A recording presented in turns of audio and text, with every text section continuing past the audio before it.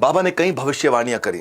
बाबा के बारे में वो इतने सिद्ध पुरुष थे कि प्रयागराज में गंगा में डुबकी मारते थे और हिमालय से निकलते थे, हिमालय में जाकर के अप्रकट होते थे, तो फिर इसके बाद हरिद्वार से बाहर निकलते थे और वो जो कह देते थे वो होता था। एक बार दिल्ली में बिरला मंदिर के अंदर अपनी कुटिया में विश्राम कर रहे थे और हनुमान जी को याद किया करते थे। बाहर दरवाजे पे कुछ बांग्लादेशी आए और बांग्लादेशियों के अब मैसेज अंदर पहुंचा कि महाराज आपसे कुछ मिलना चाहते, बांग्लादेशी लोग आए हैं। तो महाराज ने वहां पे एक संदेश भेजा, बाबा नीम करौली ने संदेश भेजा, जिसका भाई जेल में हो उसको बोल दो अंदर आ जाए। थोड़ा अजीब सा लगा सुनने में जरा बात को, तो सारे हैरान हो गए कि जिसका भाई जेल में हो वो अंदर आ जाए।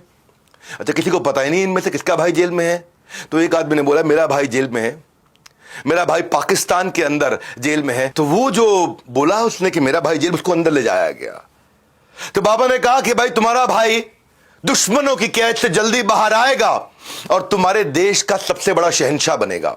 इतना कह के बाबा बोले जाओ अब अपना समय अपने भाई के इंतजार में, उसकी वेलकम, उसकी स्वागत की तैयारी में लग जाओ, वो आने वाला। तो उसने पूछा कैसे मुमकिन है महाराज, गुरुदेव, बाबा ये कैसे मुमकिन है? तो मेरा भाई पाकिस्तान की मियां वाली जेल की कालकोठरी के अंदर है, सरकार ने उसको सजाए मौत का ऐलान कर दिया था। बाबा ने कहा वापस जाओ, भाई के आने की तैयारी करो, और बाहर जाने का इशारा कर दिया और लेट गए।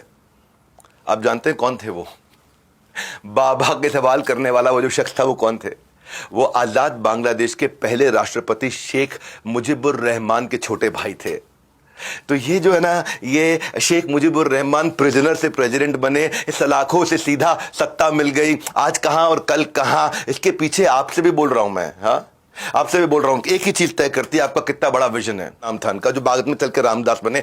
रिचर्ड हार्वर्ड के एक प्रोफेसर थे, रिचर्ड एल्पर्ट, और लेकिन वो नशेबाज थे और इतना नशा करते थे, इतना नशा करते थे कि दोस्तों के कहने पर बाबा के आश्रम पर पहुंच गए।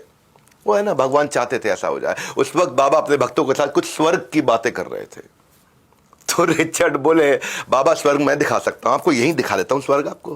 बोले दिखाइए। तो रिचर्ड ने उनको पटापट से एक LSD की नशे की बड़ी भारी भरकम एक गोली दी।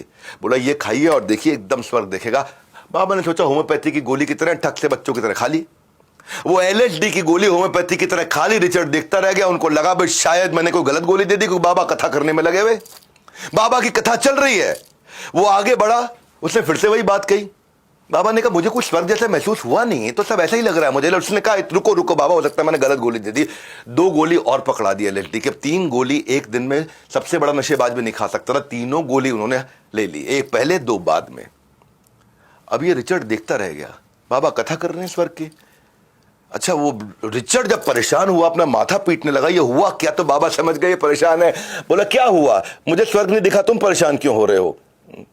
बोले लेकिन अब तक दिख जाना चाहिए था। कितनी गोलियां हैं तुम्हारे पास? बोले 10 और हैं, ये 10 दिन की थी। बोले दो मेरे को 10। वो 10 की 10 गोली ली, उनसे छीन ली और फट से मुंह में डाली। बोले रुक जाओ रुक जाओ रुक जाओ, मत लेना मत लेना।